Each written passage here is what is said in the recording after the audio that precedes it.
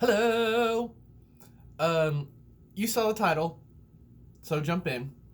Triple deity. I personally want to speak about triple god, um, because gods are just huge on my path right now. And goddesses are already just so talked about anyway. So I feel like you probably have a decent understanding of triple goddess. So I see a lot of people when they work with triple deity, regardless of gender or whatever. Um, there's this belief that the triple deity must be three faces of the same deity. And I disagree. I don't think that that's the case. You don't have to do that. You don't have to work with the three guises of the Morrigan or Hecate, um, the mother, maiden, crone aspects of one goddess. Like expand, expand that. Don't limit yourself. That's an ongoing theme on this channel for years now. Um, don't limit yourself by definitions that you've been taught. Expand, expand, expand. So, for example, and it's perfectly fine to work with deity in that way, of course. I do it, but I really like working with three deities that seem to work together through mythology and sometimes not through mythology. Um, and like an example would be Poseidon, Zeus, and Hades. Perfect to work with together, in my opinion. They're brothers in mythology, so they got that going for them. But they rule over land, land, sky, sea, and the underworld. Hello. um, I also have a deep affinity. I don't know if you can see it right over there. Little Ganesha by the broom. Probably not. But anywho, I have a deep affinity for the Trimurti, which Ganesha is not really a part of, but I'll get to that. Also, if you've been following me for a while on the channel, you know that I am like a secret Hindu. I made like 2 or 3 videos about it before on this channel. Coming out to you as a Hindu witch. Of course, that's still a part of my path, but it is something that I kind of keep down a little here, just because I have gotten so much negativity for it in the past. The same with me speaking on conjure and root work. That is the most watched video on this channel. It's got almost 1,000 views, but also such heated response that I got. So anywho, that was a little bit of a tangent, but you're used to it. So yes, the Trimurti.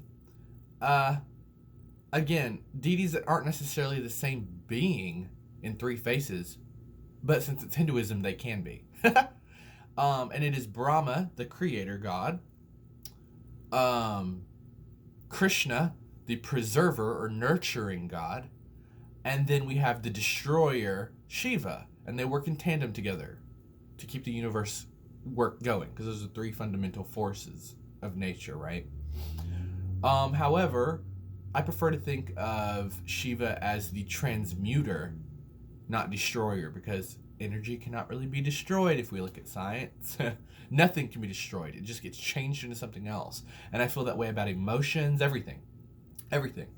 I should actually probably make a video about like the ideas of banishments and letting go and cutting ties, that kind of concepts, because really you're just changing the energy to something new. Emotions, everything. But anywho. So if we think of Shiva as a transmuter of the energy that is no longer needed, then he's creating into new energy, which just circles back to Brahma. But anywho, I sometimes like to put Ganesha in that Trimurti in my personal practice. Because Brahma is like the father god of the Hindu pantheon, I sometimes don't even put him in the Trimurti, which is blasphemous. I kind of like to put Ganesha sometimes in the Shiva spot, because Ganesha's a clearer of obstacles. That's kind of his thing.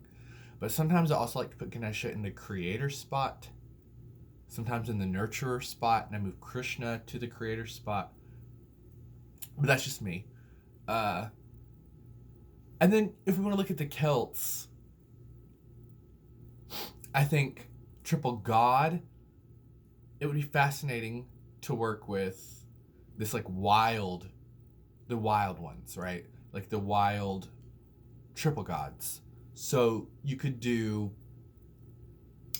Hearn the hunter, Cernunnos, who my theory is that they're the same god, but I digress.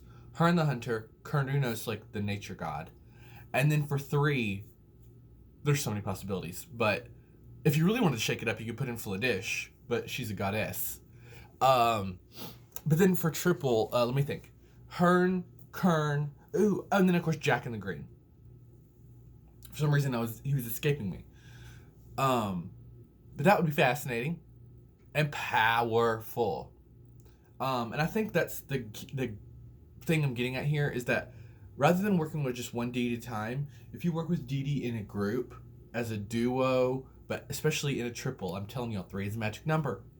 But if you work with God in a threesome, the power you get is phenomenal. I'm looking at my altar space. The power you get is phenomenal if you work with the 3 of them that are complementary. We're not talking about just 3 random people that we're throwing together. If you get 3 brother gods, family gods, 3 gods that rule over the same thing, and put them together like that, I promise you, your spell work will be off the chain. Anywho, that's just a tip. Work with gods and 3s. It's really powerful. Truly, very powerful. Thank you so much. Goodbye.